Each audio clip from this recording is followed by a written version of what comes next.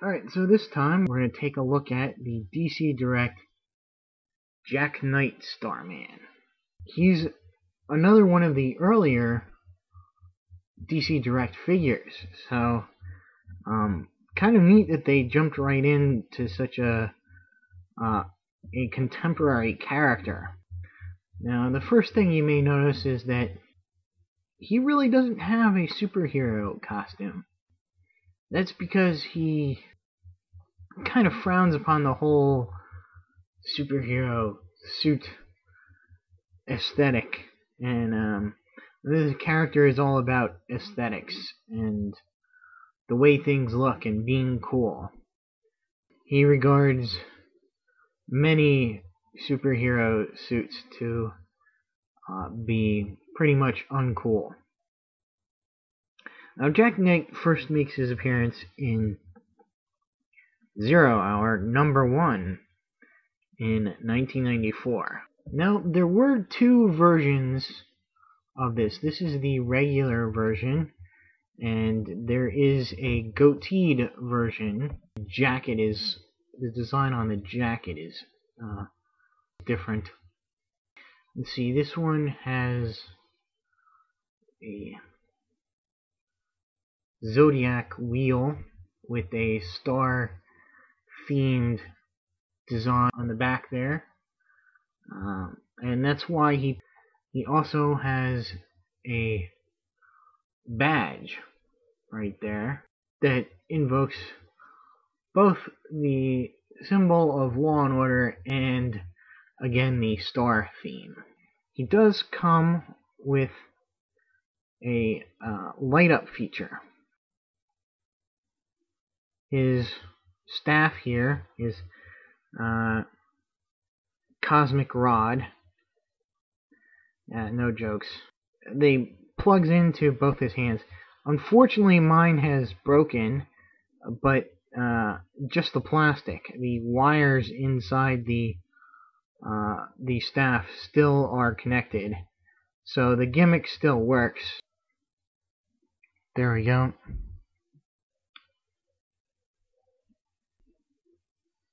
And it's just a little LED. It's kind of weak now. Battery's kind of running out of juice. You can take his staff out. It's bare to get into the hands. This is the only articulation that he has in the arms. His legs do go forward and back and bend at the knee, and his head goes left and right. Because it's cocked at an angle, much like his father's figure, is best left posed looking this way. One other accessory that he comes with is these removable goggles, and you can keep them up on top of his head and put them on him. I much prefer the goggles off over the top of the head.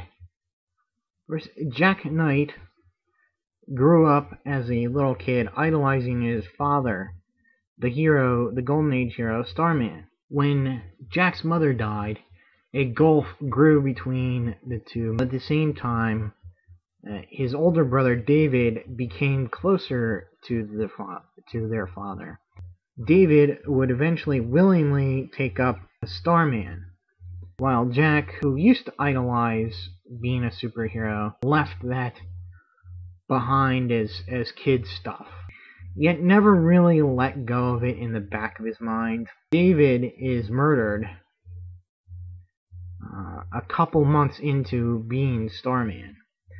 Jack reluctantly takes up his father's cosmic rod to defend both himself and his father, as well as the rest of the city where they live, Opal City.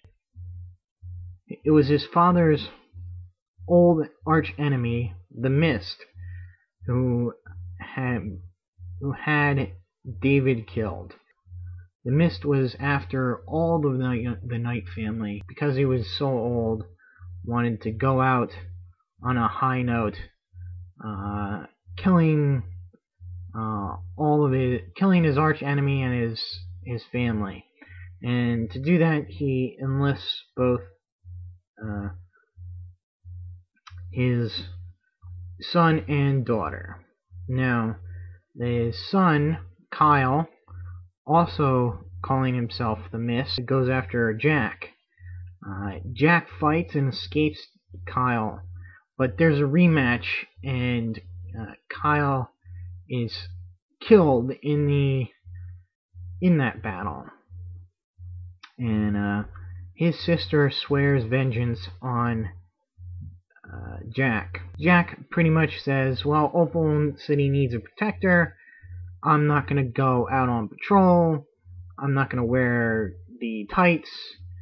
But if the city needs me, I will help it. Jack gets to know a little bit about who his father was as a hero and a person, as well as the other Starmen. The Mist daughter, now calling herself the Mist also, comes back and sort of tests Jack to see if he's really got the stuff to be a hero. I wouldn't say seduces, it's more like he's asleep and she, takes advantage of him, and he actually fathers a son with her. He joins the JSA. He goes off into space in search of Will Payton, Starman, and encounters the Prince Gavin, Starman, and they turn out to be one and the same.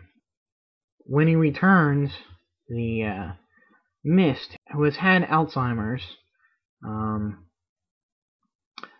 makes a deal with Neron, and Neron will give him back all his faculties for his soul.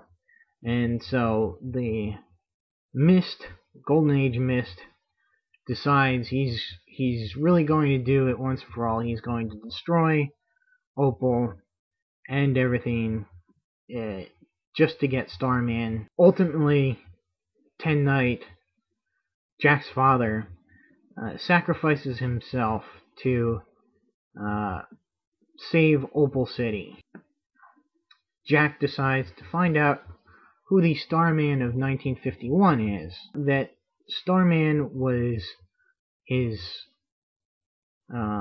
weapons and mode of operations were created by Dr. Midnight, who did not want to stop being a costume vigilante once the House Un-American Activities Committee forced the JSA into retirement. So he figured he'd create a new identity far away from his home and take up Starman in honor of his friend Ten Knight, who at this time was had a mental breakdown and was in a hospital. But however, a month into it, he hands over the Starman identity to none other than David Knight, who has been brought back the instant before his death to live out a year before he has to go back and die. So Jack and David kind of get to hang together in 1951 for a little adventure. He's going to retire. He's had enough of the hero game. He just wants to raise his little son. So he hands the cosmic staff now over to Stargirl, leaves Opal in the protection of the former villain, the Shade, who throughout the series, the Starman series, has basically become a hero. So that'll be it. And I'll say until my next video, see ya.